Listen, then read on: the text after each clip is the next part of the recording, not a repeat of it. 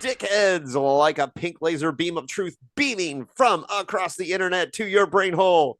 We have all kinds of pink laser beams of truth shooting towards your brain right now. One is coming directly out of Florida, and that is our special guest tonight, Steve Davidson. But before I do that, let me remind everyone that we do this every Tuesday night. So, um, you know, you could come and join these conversations and be a part of them if you would like. Coming up next week, we have Gregory Sadler, who is that philosophy guy on YouTube, and he has 58 videos of discussions of philosophy and Philip K. Dick. So we got a lot of philosophy to talk about next week. So that's going to be a deep, deep episode. Um, and then after that, I'm working. I will have an announcement soon on the next month, but I am working on a couple roboticists and some experts in consciousness, and we're going deep, going deep. And so anywho, yes, and Blake is helping me work on an episode. What's the name of that book, Blake? That It's called The Esoteric Theology of Our Hero. yeah. Well, Philip K. Dick, yes. Right. And we're going to be working on getting the editors of that book on here. That's one of the things that we're going to be working on. And since Blake and Gabe are regulars around here, that should be a really good time. But now tonight we have the current owner of Amazing Stories, the editor in chief of Amazing Stories, and a longtime science fiction fan. Um, Steve Davidson, coming from Florida. Steve, welcome to the PKD Hangout and the live Dickheads podcast. It's great to have you here. Thanks for having me. Now, I'm kind of intimidated by all of the wealth of Dickian knowledge on the other side of the screen. well, but you have a lot of science fiction knowledge, so let's not belittle that because you, my man, know a lot. And so Steve and I have a little bit of a relationship because he is my editor in Amazing Stories. I do a column there called 25th Century Five and Dime, which Steve was very recruited me for. And so I've got a lot of appreciation for Steve and all the things that he does. Um, and even though we sometimes disagree on science fiction media because he hates most of the stuff that isn't books, um, we I we wouldn't use enjoy going back and forth. Yeah, I wouldn't say hate. I would say critical. critical. Yes. But you're a longtime fan, so tell the folks like how you got into science fiction and what your background is and how long you've been doing this. Well, I've been reading Heinlein since 1968 when I was 10 years old. Right. Um, I picked that up at a bookmobile that came to my elementary school. And once I read Starman Jones the first time, science fiction was off and running. But I had been adjacent to it prior to that with television shows like Fireball XL5, which was my big fave when I was 5 and 6 years old, and some of the scholastic books like uh, now I'm going to forget titles, but some of the older scholastic books that keyed on science fiction and fantasy, and of course Star Trek. I actually got to see a couple of episodes um, during the first run by hiding on the stairs and watching over my father's shoulder because I was supposed to be in bed. Um, and then, of course, we hit the 70s and all the syndication of that show, and I became a huge Trekkie.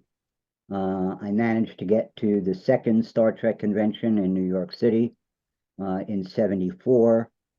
I went back and it was great. I mean, I was surrounded by my people. It was the first time I had ever been to something like that was really firing on all cylinders for me. I went back the following year because I had met a bunch of people and had learned a bunch of great things. And the second year I was there was a little bit of a disappointment.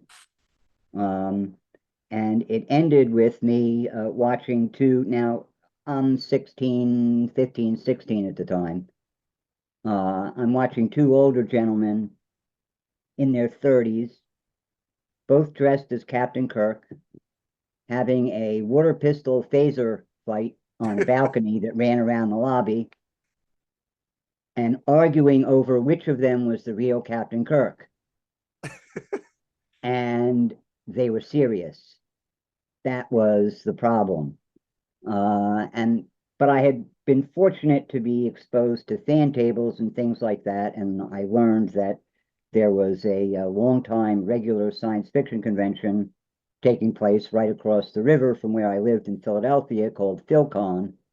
And that same year, I went to my first traditional science fiction convention, and I was off and running with fandom, which ties into the magazines because one of the people I met at that convention was a guy named Robert Madel, who happened to be a member of First Fandom, which, in case the audience doesn't know, are fans who can trace their involvement from 1936 on. Most of the folks formed some of the well-known original clubs like the Futurians, and put together the first Worldcon in New York. That group of people. Bob Madel was one of them. And he took a shine to me at that first convention. He had a table there in the dealer's room and spent an inordinate amount of time going over the history of fandom and the history of the magazines and all that other kinds of stuff. And really gave me a thorough grounding in what at least the first fandom people thought fandom was supposed to be all about. And I've hung on to a lot of that over the years, even though some of it has become quote unquote outdated or not as much of an interest as it used to be, not quite fitting in anymore with the way that it used to. But nevertheless, we persevere. Right. Well, your love of the history of the genre is one of the things that we've kind of bonded on, and I think it's one of the things that you appreciated about my writing is because obviously in my nonfiction writing I try to talk about the history of these things, and I think that's one of the reasons why, and we'll get to amazing stories in a little bit, but that's one of the reasons why I think you and I have bonded through a lot of this stuff is because we're both very interested in keeping the history of this genre alive, right? Absolutely. Yeah. It's it's a cultural thing.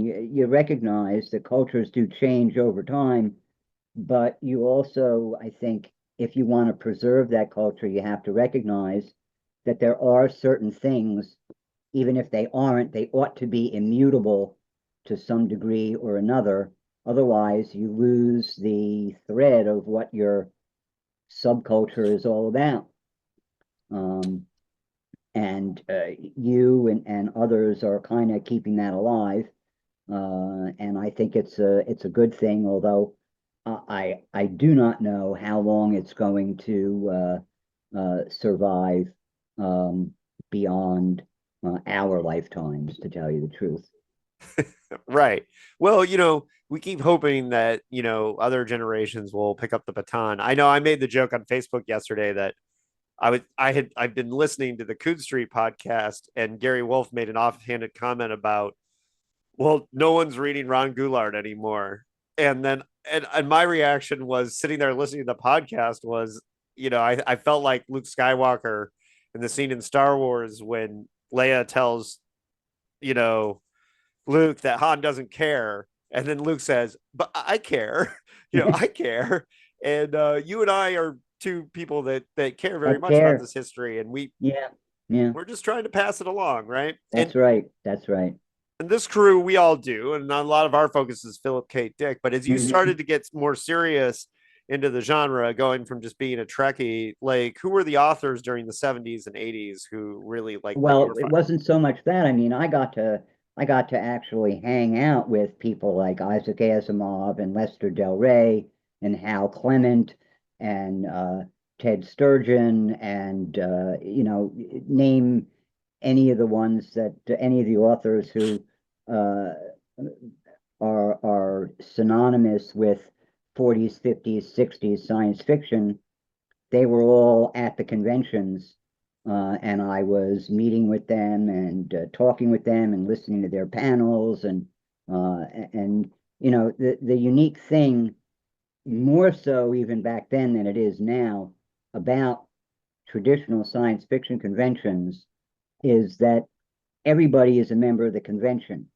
You may have a ribbon on your name tag that says panelist or author or something like that, but for the most part, everybody is as accessible as anybody else who might be walking in off the street.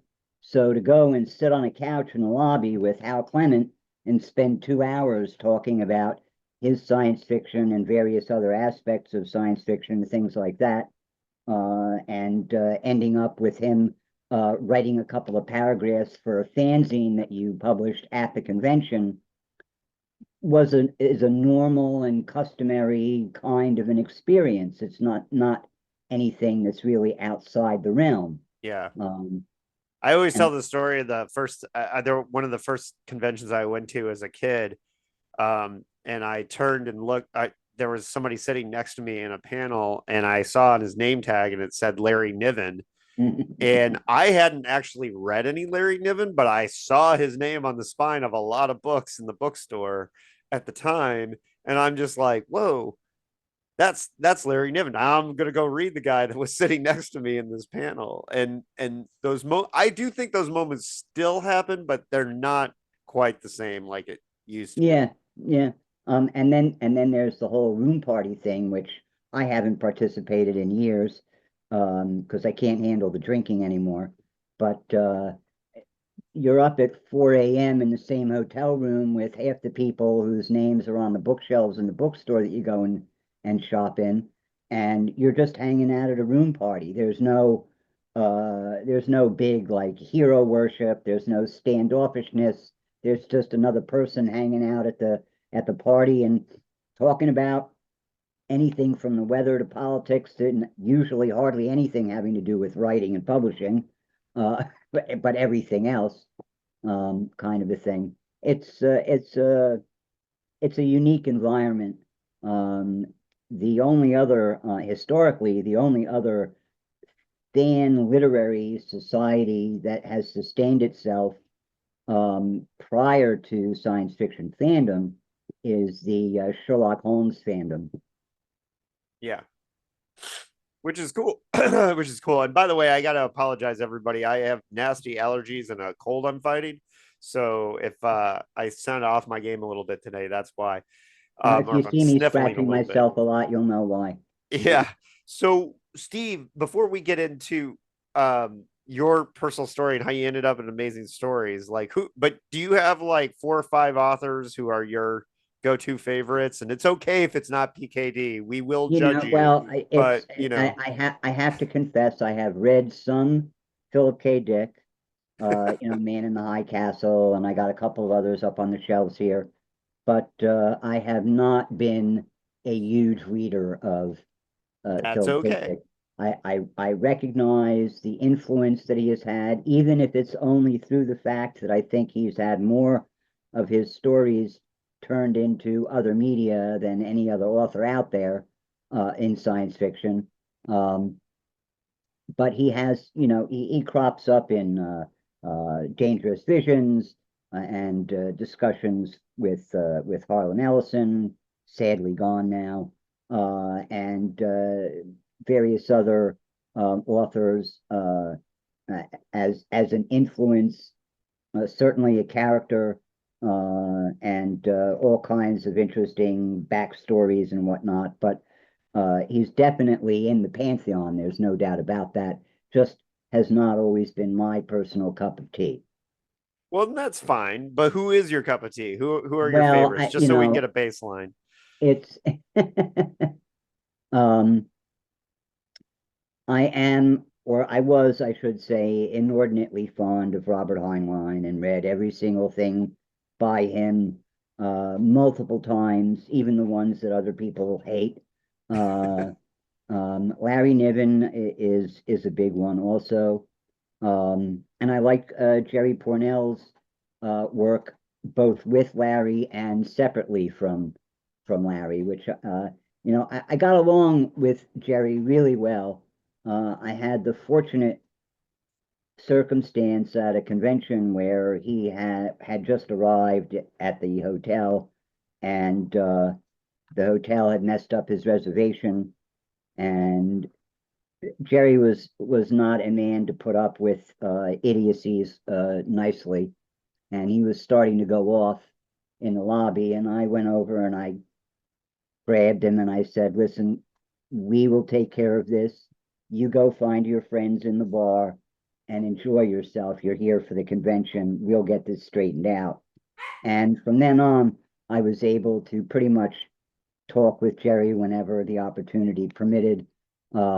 He sent me a copy. I forget the title right now, but he sent me a copy of the sequel to Lucifer's Hammer. No, the Hell one. Okay, I know which one you're. Yeah, I don't remember the title either, but But he sent me that for review before anybody else had gotten one. You know, those little kinds of things let you know that what you did was appreciated, and they're appreciating you and that kind of a thing. And I always got along really well with Jerry, despite the fact that I'm a crazy liberal and always have been. So, it's those weird dichotomies that come up. Um, Other authors. Um, well, I have to say, I just learned the other day, yesterday maybe, that a anthology of Jack L. Chalker's work, Well World Stories by other authors based on his Well World stories, has come out, and I was pretty excited by that.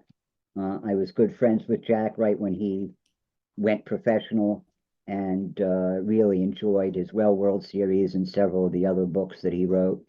Um, uh, I like Fred Saberhagen if we want to reach back, Ted Sturgeon.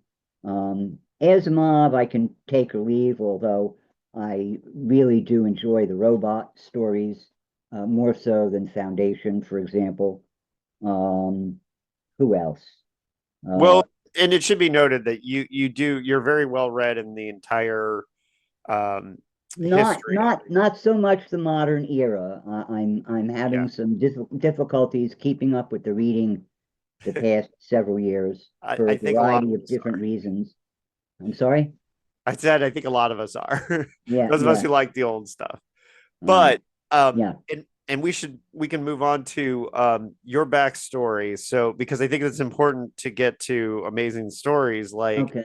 how did you get yourself in the position where you knew a lot about patents, right? And that's an important part of this The story. patents and trademarks. Well, I was working. I had gatheated from science fiction fandom mostly in order to participate in the burgeoning new sport of paintball. And yeah, okay, I'll toot my horn. I am a top 100 player of all time for not for the first 20 some odd years of the game. I helped form some of the first leagues. I wrote the rule booklets that modified versions of they're still using to this day in that sport. Very, very heavily involved, both in putting together that industry and in competing.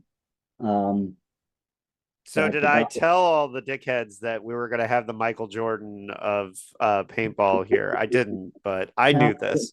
I was the 1992 Paintball Man of the Year, and I was named top 100 player of all time in 1999 by one of the top magazines in the field. So Hell yeah. those are my credentials. Um, but I forgot I mentioned that I gaffeated for a long time. Yeah, but it got you interested Okay, in all right, thank patents, you. Yeah, right? thank you for getting Because me back. So I was, most pro players in that game were only pro in the sense that they worked for a company in the industry who was willing to support some of their playing activities to some degree or other. So I was working for a company called Protein Products out of Florida. I'm not a native Floridian. I'm from New Jersey, and I hate living south of the Mason-Dixon line, so we get that off the table. Um, and one of the things they asked me to do was to take charge of their intellectual property portfolio. They designed and developed both paintball gear and less than lethal weapon systems.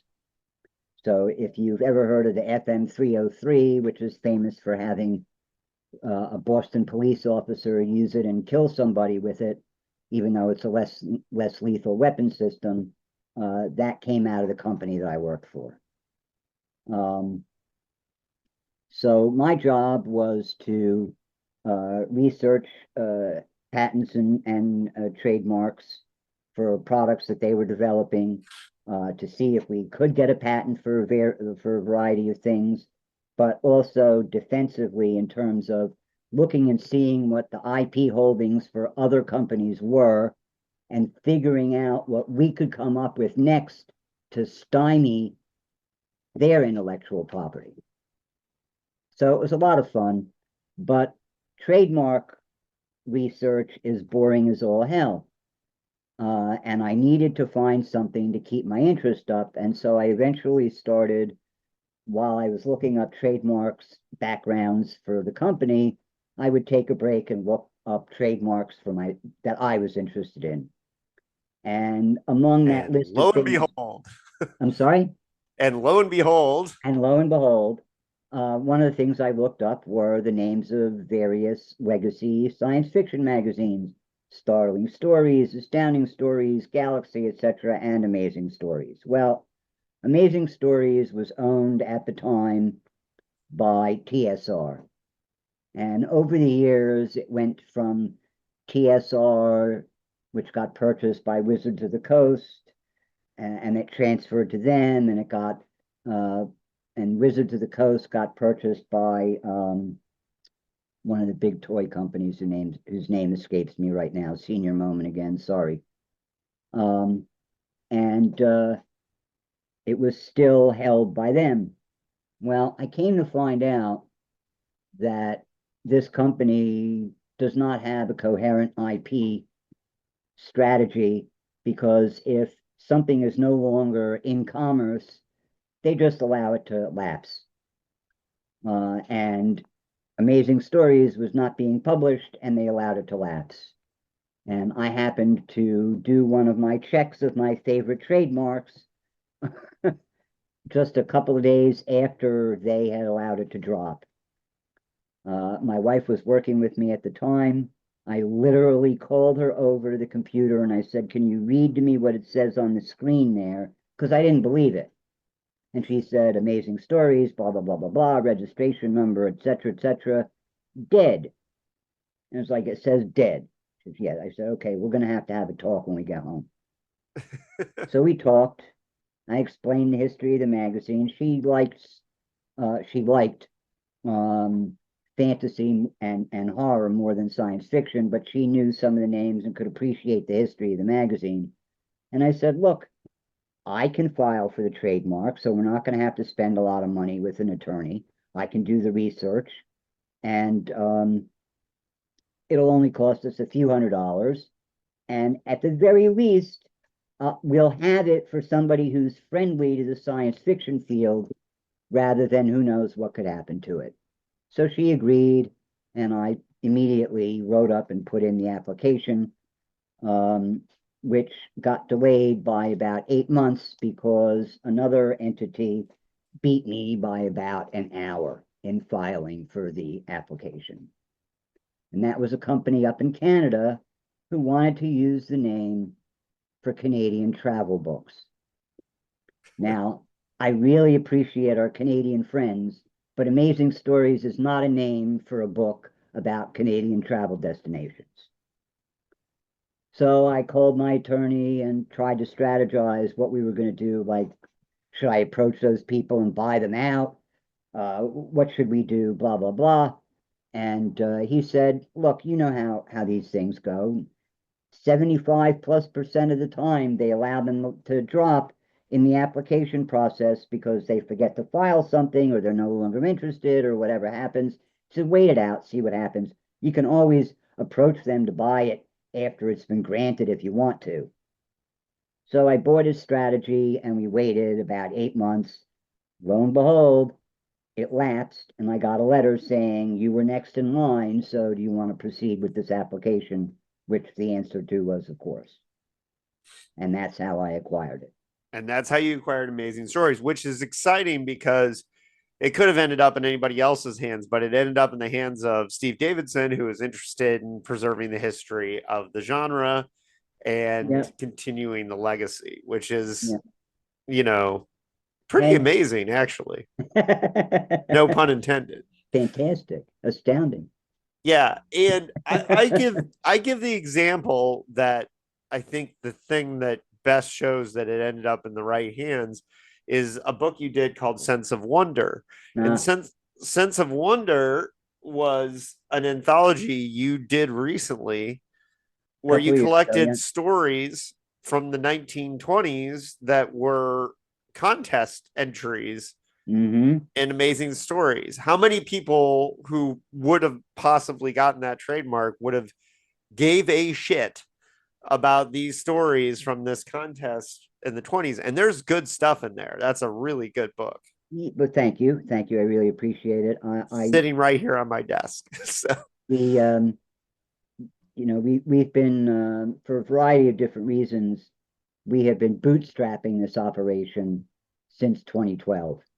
The money that was originally available to do it in more traditional ways disappeared for many different reasons. And I got pestered incessantly by the field of when and what are you going to do with it. So eventually we said, all right, we're going to have to do something, and we started up the website, and we're at where we are now by bootstrapping one step at a time. And at the time that we put that anthology out, we were quite frankly looking for interesting subjects that we could do on the cheap. The stories are all in the public domain, so we did not have to pay for that content, as were the imagery of the covers and whatnot that we used. So it was a relatively inexpensive book to put together. But in coming up with the idea, I thought that it was at the very least valuable for academic purposes because nobody had collected those first award-winning stories and their runners-up and whatnot in a single place. And I think that alone is worth studying in terms of the history of the genre, and it makes it a lot easier if they're all collected in one place rather than having to go and find a bunch of issues of magazines or reprints in this anthology, that anthology, et cetera, et cetera. Yeah. And you and I did a deep dive on that book for my podcast, Postcards from a Dying World. And the anthology is called Sense of Wonder, CENTS, Sense of Wonder. And it was co-edited by Steve and Kermit Woodall. So that's if you're looking for it, Sense of Wonder, it's great. It's good stuff. Kermit is the creative director of Amazing Stories. Right. And you've got a pretty major release that we talked about a few weeks ago coming up soon. We talked about it with Lisa Yazik with the Mars trilogy. And yeah, we're still having a few struggles here and there. Lisa lost her husband during the process of revamping that book. Bottom line is we brought it out. We wanted to meet certain target dates. and we brought out the version that was briefly published. And then there was one of the contributors got into some trouble. Yeah, which turned out not to be as bad as everybody had been suspecting that it was. But in the meantime, everybody Delayed agreed. things, but the book is, for people who don't know, we talked about it with Lisa. It's an early black space opera that was published in black newspapers, not in the science fiction magazines. And it's 1930. yeah, And and it's phenomenal. And so it's going to be a really important part of the history when it does come out. I Um, hope so. yeah, yeah. Oh, it will. Yeah. The thing that really intrigues me, the one sales point that I am really intrigued by, is that there's good evidence. This was in a syndicated section of the black newspapers, so this was distributed to the vast majority of black newspapers across the country at the time, and it's estimated that the circulation, the readership of that syndicated section far exceeded the readership of any of the pulp magazines that were on the stands. So it is very conceivable that these space opera stories were read and enjoyed by far more people than had read anything by Williamson or Edmondson or any of the other ones that we're familiar with from early space opera in the pulp magazines. And that Yeah. just kind of tickles me for some reason. Oh, for sure. Yeah. No, it's a really neat part of the history, and it's a really amazing thing you guys are doing. I did it again. Use the word amazing. As Uh, but we do it all the time ourselves. yes, and so and I want to get into your collection here soon, but of course, and people can ask questions at any time. Go down to the reactions if you want to raise your hand, the reaction bar on the Zoom control. Okay. Um, and so if you want to ask questions, you can do that at any time. And That's over in chat, right? yeah, and then we're gonna look at the collection, but amazingstories.com, what kinds of things can people find over there? Well, we do a free story every Monday. Um, and we are uh, very recently transitioning to specifically looking for uh, science fiction of the Gedanken experiment variety, the traditional uh, based in real science, extrapolating into the future, taking Gernsback's original definition for the genre very seriously in the fiction that we're going to be accepting going forward. We think that we need to kind of re-emphasize that variety of science fiction, and we think we're the right place to do it. We also have the series by you, 25th Century Five and Dime, which is always on an interesting subject. Reviews, excerpts of upcoming books. We have a funny interview section, which is called Unexpected Questions, and it asks strange and bizarre science fiction and fantasy oriented questions of the interviewees. Those are always fun.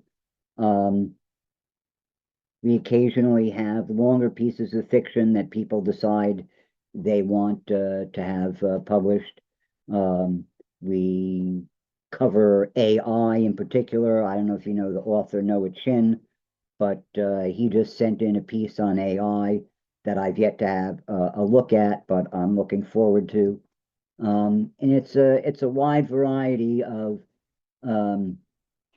primarily non-fictional content related to science fiction. Reviews, Yeah, post, well, post film and book. yeah, and I think one of the things that's great about the website is that you're taking seriously of having content going like all the time, and Yeah, well, you and know, it's good for people to keep checking in. the intent was I had 13 different subject categories that I wanted filled every day originally. I'd still like to see that happen, but we're not quite there. Right. So, and I'm sorry, guys, on this end. I don't know if you can hear it, but I have dogs freaking out because there's a neighbor that has a guest dog over, and my dogs cannot take that. So, I'm Mhm. sorry if you're hearing them. I don't know if you are. Um, but so let's talk about your collection, not just before we get into the first issues. Like, what types of things do you have in your book and magazine collection in general?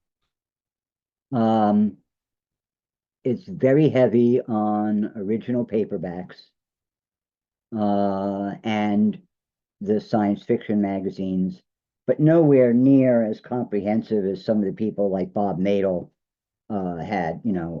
I recognized early on that I probably was never going to be in a position to be able to purchase every issue of every science fiction magazine ever published in absolutely mint condition. So I had to refocus a little bit.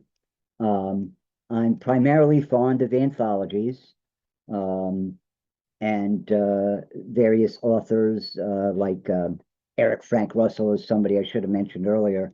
Um, I can't tell you how many different copies of his novel Wasp I happen to have, but it's kind of like that conspiracy film with Mel Gibson. Every time I see a copy of Wasp, I have to buy it, kind of a thing. Um, I'm that way with John Shirley books. I have okay. multiple copies of his books, but if I see them Uh, in a used bookstore, I get them and I give them to friends.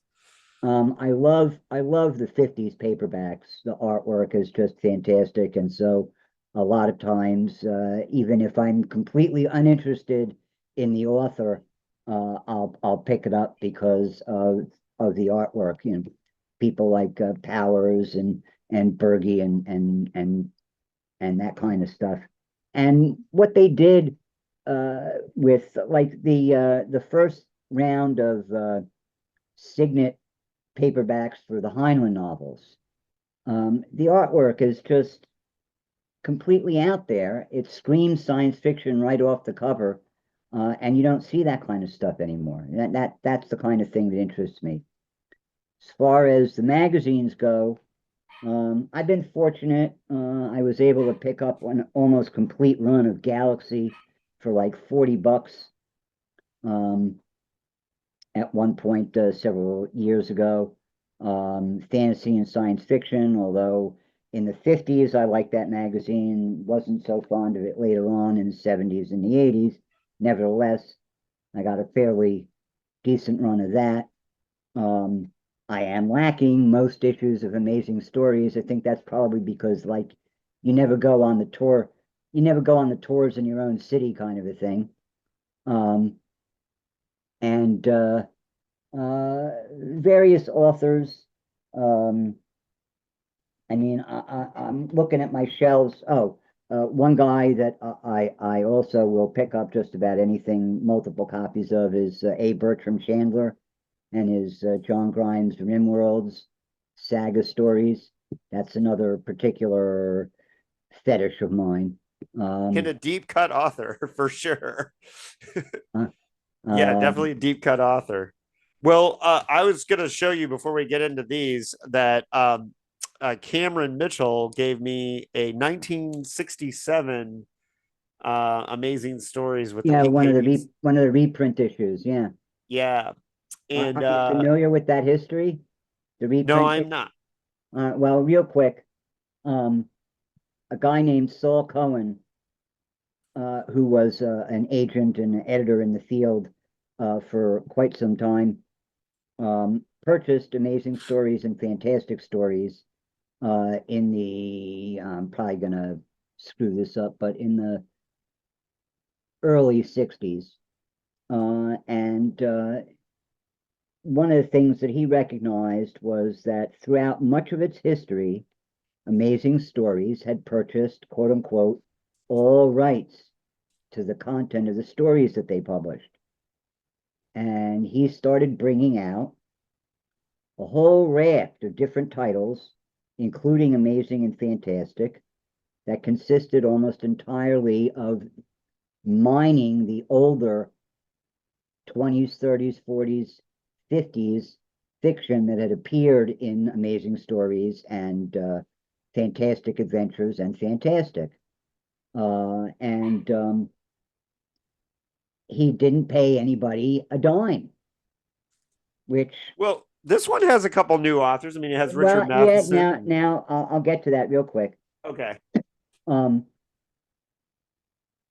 he didn't have to. Legally, he did not owe them anything because the magazine owned all the rights.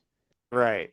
But the field had just formed SIFWA, and a lot of people got up in arms about it, and SIFWA went after Mr. Cohen, and he agreed to a settlement, which was a certain payment to everybody whose work he had republished, and ongoing reprint fees, and the editors that he brought in to work on the magazines got very frustrated with only doing reprint material all the time, and eventually arm twisted him into increasing the amount of new fiction that appeared alongside the reprints. And then eventually Ted White came along and got Saul to fund all new content for the magazine. And Ted White, folks, you'll remember, was the one who infamously changed the ending to PKD's "We Can Build You" that made Phil so angry that he sent his UK publisher a picture of Ted White for his about the author photo for Man in the High Castle, which is a hilarious prank. And it's whenever I hear Ted White's name, that's the first thing I think of. I think of how hilarious that is. I was in awe of Ted because I started reading Amazing in that late 60s, early 70s period of time when he had taken over editing, and I could not find a single story in any of the issues that he was publishing that were at least acceptable, if not really good science fiction. He did phenomenal work with the magazine, and kind of inspired me. That's the level of publication of the magazine that I'd like to be back to, where anybody reading the stories in the magazine can step away from it saying, you know, it was worth reading every single one of those stories. Yeah, and I think he's saying that Ted White took over from Maltzberg. I think Maltzberg had a short period of time with the same. He quit because Saul Cohen was not honoring his pledge to increase the amount of new fiction going into the magazine. Got it. Okay. Yeah. See, Steve, I don't you know the history. This is the good stuff. This is I don't want to paint Saul as a villain because, quite frankly, this was a period of time when he was doing the all reprint stuff, when every single one of the other publishers was mining the backlog of science fiction materials. You had the fix-up novels that were coming out from with the ace doubles. You know, they were going to the short stories that had been appeared in the magazines and stretching them out or shortening them to meet the ace doubles length requirements. You had a huge raft of anthologies that mined the stuff from the 30s and the 40s and etc. It's a huge explosion, a boom in the field, and I'm sure others benefited from the fact that I had access to the entire history of the fiction of the field right at my fingertips. It's why you read Martian Odyssey, for example, as a kid, probably. Yep. Yeah. Okay. So let's look. We're going to run out of time to look at your collection. Yeah. So do you want to show us a few of your favorites on screen, or do you want to share screen first? No, I think sharing the screen probably will be a mistake. Okay. So I'll just display some of these. We'll see what kind of image you guys get. That is the first issue of Amazing Stories. Is anybody seeing this? Yeah. Very cool. And I brought my white gloves so I can take it out of the Who's wrapper in that first issue? I think and I know, but um, oh boy, he's putting on the gloves. This you is know, I went to the Launchpad Astronomy Workshop for a science fiction writing out in Wyoming, and I brought this with me because I suspected that a lot of people, even those well into the field, professionals in the field, had never had an opportunity to see it in its actuality, in its physical presence. And I was right. Everybody was very keen on being able to see this. And and how so long ago did you get this? well, that's in there. Remember, I mentioned Bob Nadel and Phil Kahn ages Yeah. ago in this podcast. Um, I told him at some other convention shortly after meeting him that I wanted to get a copy of Amazing Stories, and he explained to me that it was going to be fairly expensive. And I said, well, when you find one, let me know. Back in 1978, 79, something like that, this cost me $400. And who is in that issue? In this issue, we have, like it says on the cover, H.G. Wells, Jules Verne, Edgar Allan Poe, who was particular um, interest to Gernsback, um,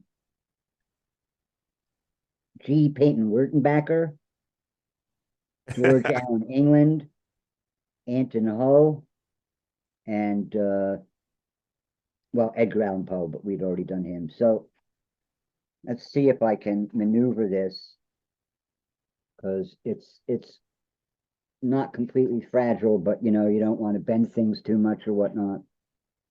I don't know if you can see, but that's the editorial that explains to the world what science fiction is. Wow. Very cool. And what it is, if I can find the passage.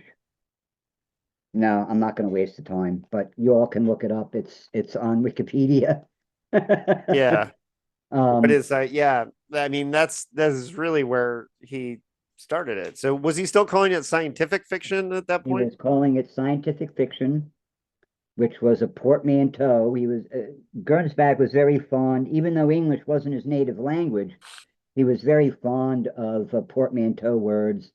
And if you ever get a copy of his first issue of the magazine that he brought out in the 50s called Science Fiction Plus, his last attempt in the science fiction field, um, it's filled with all kinds of anagrams and portmanteau words and stuff like that. He gave full expression to his particular language passion in that one. I don't know any other authors who like doing that. No, no. Like, but except for maybe one Philip K. Dick. So, yeah, he did that a lot. What else you got? Well, we got the Amazing Stories Annual. Oh, yes, I'm familiar with that one because wasn't there one of the science fiction Hall of Fame stories in that one? No, not in this one. Okay, I Um, thought I've seen that one before, but well, yeah, it's a very famous cover, and it's got Edgar Rice Burroughs, the Mastermind of Mars. If we had the time, we could go into the payment controversies and stuff like that. But um, Gernsback was a very keen marketer, and he wanted to feed the maw of the growing interest in this kind of fiction. So his original plan was to bring the magazine out every 2 weeks, Amazing Stories out every 2 weeks. He was dissuaded from that and decided to supplement, like, you know, a bunch of the magazines did 10, 12 years ago, where they brought out a 13th issue every year, kind of a thing. He wanted to supplement and be able to bring out longer works. And so he thought first of doing an annual special, which was what you saw, decided that that was not quite doing it for him. And so the following year, he brought out Amazing Stories quarterly. Right. 4 times a year with a novel-length story and several others. This has got Wells, Bell, and Miles J. Breuer, MD, in it. And I don't know if you can really appreciate, hang on a second, how big these are. That's a standard 8.5 by 11 piece of paper, and you can see the magazine is protruding on pretty much on all sides. It's like 9 by 12. That was by design so that Gernsback's magazines would stand up above all of the others on the newsstand. Mhm. He also had a special paper made for his magazines that was heavier than what was used by most of the pulps, so that when you picked it up, it felt heftier. It felt like it had more content than it actually did in it.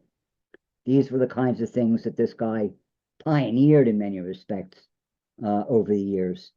And then he also brought out, in order to maintain interest, all you had to do was write in and you could get one of these little booklets, which was a single story done very inexpensively.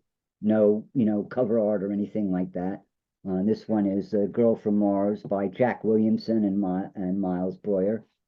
And that came out in 27 or 28. Are there any magazines that you haven't been able to get that are just like your white whales? Well, absolutely. And it's not so much that there's a white whale, but I'm on a limited income, and so I have to be careful about how many thousands of dollars I waste on pulp magazines. Uh, and in some Yeah, respects, I imagine like a Weird Tales would be. Weird Tales is one that I do not have. There are actually 2 editions of the first issue of Weird Tales. One is kind of a black and white cover, and the other is that orange color that most people are familiar with.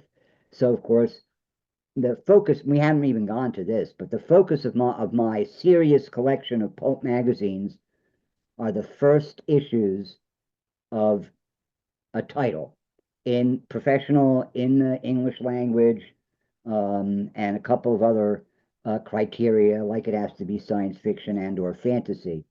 But I've identified 525 such titles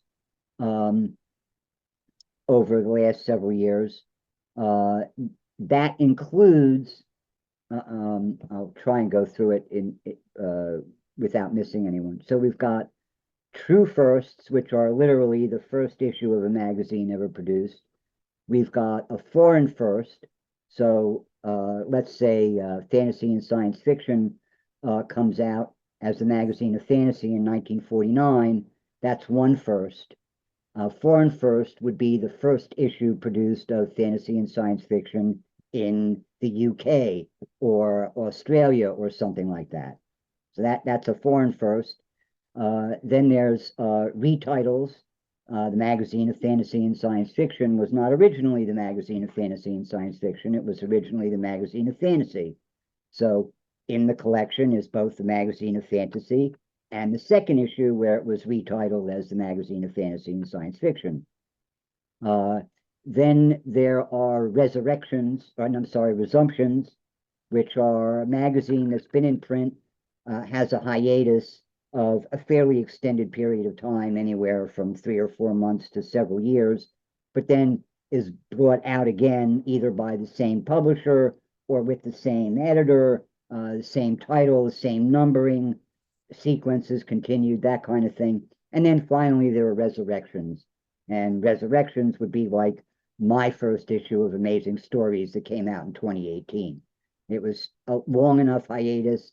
It's not connected to the original company in any way whatsoever.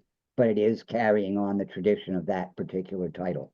So Yep. those are the five classifications of what's in the collection. And you do have a Philip K. Dick one, which is the Australian magazine. Yes, I do. Let me see if I can find that real quickly. And yeah, and then we can do a little lightning round. It would be under S. I alphabetized them for tonight. And this would be the second appearance of Second Variety, but it was an Australian debut. Right. It was an Australian debut in a magazine called Selected Science Fiction. Yeah. And Second Variety was on the cover, which is one of PKD's first covers, too. Yep. The fact that his first one of his early covers was in an Australian magazine is very interesting. But he always had success overseas. Yes. Well, now that was, I think, also partly, at least partly, because of who his agent eventually was. Because if you look at other authors of the time who were also agented by them, you'll find that they also have a fairly wide spread of the magazines that they appear in. Dick, I did a quick look through. Is that, am I right? Yeah. And I found 27 different magazine titles that Philip K. Dick stories appeared in. Yeah. Amazing, Astounding, Beyond Fantasy Fiction, Cosmos Fantasy and Science Fiction, Famous Science Fiction, Fantastic, Fantastic Story, Fantastic Universe, Fantasy Fiction, Future Science Fiction, Galaxy Science Fiction, If, Imagination, the Magazine of Fantasy and Science Fiction, Omni, Orbit Science Fiction, Planet Stories, Satellite Science Fiction, Science Fiction Adventures, one of 3 different magazines with the same title, Science Fiction Stories number 2, which was a test issue that came out before Science Fiction Stories, Selected Science Fiction, which we just saw, Space Science Fiction, Star Science Fiction, which was a great effort by Frederick Pohl to start a new magazine that ended up being a paperback anthology series, Starling Stories, Thrilling Wonder Stories, and Worlds of Tomorrow. I might have missed all a of them. couple. Wow. Yeah, and a lot of those were Horace Gold. A good portion of them. Now that I'm doing all the short stories for Dickopedia, I see who edited all of them, and he worked with a lot of the almost all the major editors. Oh yeah, yeah. Through that process, yeah. And I found a way to get really mad at Ted White. So lightning round. Any other ones you want to show us really quickly before we? Until 1930, there were only 4 magazines servicing the entire field. So it was Amazing Stories and the Amazing Stories Quarterly, which was a regular publication at the time. And then you had Gernsback's startups after he lost Amazing to the bankruptcy of Science Wonder Stories. Oh yeah, that's the first one. Air Wonder Stories. He thought that an interest in air flight was going to be enough to carry. Science Wonder Quarterly, which if you've ever seen the Science Fiction League's pin with the spaceship on it, that's the spaceship. And well, and then Weird Tales, but that was Weird Tales. There was another one called the Thrill Book that came out in 1919, which a lot of the magazine historians consider to be kind of on a par with Weird Tales and Amazing Stories as being progenitors of. Is Argosy still publishing then? Argosy was still publishing then, but Argosy was very deliberately not specifically focused on science fiction. It did occasionally run, stories, particularly like Murray Weinster was a big contributor to that. And that's where Gernsback found him and hounded him for stories. So does anybody have any questions? If I mean, you were very thorough here, Steve, which is one of the things that I know you can do. I'm sorry. No, it's good. It's good. But Frank Hollander, you have a question. Yeah, Weird Tales was just mentioned recently. I'm curious from your early history and fandom, what was the status of that within the field? Was that looked down on that whole wing, or I wouldn't say that it was looked down on, but like a guy that I know is still around, Daryl Schweitzer, and George Sithers, who edited Isaac Asimov's science fiction magazine and a bunch of others as kind of like a journeyman editor, were involved with resurrecting Weird Tales for a while. And it was recognized that it should be in the field. The work, especially that Schweitzer and Sithers did, was well respected, but it was also known that it really couldn't afford to sustain itself or do the things that everybody would hope that a continuation of Weird Tales would be able to do. At least that was my take on it. Yeah. I okay, have great, thanks. in the collection that I currently have, I do have the 1973 resurrection version of Weird Tales. I lived in New Jersey, right across the river from Philly, and frequently ran into the Philadelphia science fiction crowd who were involved with editing many of the magazines at the time. It should be noted that the current editor of Weird Tales, Jonathan Mayberry, is a local here, and I have been talking to him about him coming on to talk about the legacy of Weird Tales, Cool. because he has somehow inherited this giant archive that he keeps threatening to show me, and I have not gotten a chance to, because he writes 1 million books a year and he has no time to show me these things. But just make sure you supposedly get the he's street got a lot. address. Get the street address. Yeah, I know. Just show up. Like Jonathan, keep writing. I'm going down to your basement. Yep. Yeah, he's up Like in a wheelbarrow. and supposedly there's a giant treasure trove of stuff he had mailed to him of Weird Tales stuff. Well, again, back then, many of the magazines, like Amazing, were purchasing all rights. So he Yeah. could have a treasure trove. Yeah. I don't know. I mean, Jonathan tells me it's some really cool stuff. I haven't seen. Every time we see each other out at events, he says he's gonna do it, and I'm like, yo, dude, let's go. But yeah, so anybody else have any questions for Steve? I want to be cognizant of the time. I know we have a lot of other stuff to talk about tonight, and it's late as hell for Steve out in Florida. And but Steve, I really appreciate your time. And Can I share 2 bits of self promotion before yeah, I go? absolutely, 100%. All right, we're currently doing a Kickstarter for an anthology called well, let me back up. I showed you the selected science fiction magazine with the Phil Dick story in it. And I liked that name so much that when it came time to start doing an imprint for books, the name that I chose for it was Amazing Selects. And that's what we publish these various books under, like the Captain Future series that we got going. And Sense of Wonder was published by Amazing Selects. We have several other anthologies, including Best of 2023 and the Best of 2024 out there.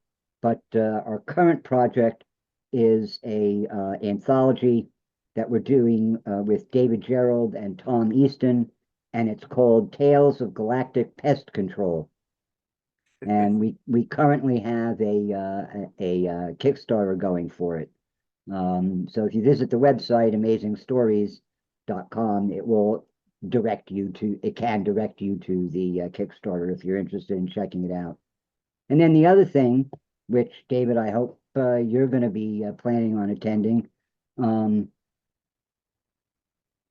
is SF100, the 100th year anniversary convention celebration of both Amazing Stories and the founding of the science fiction genre.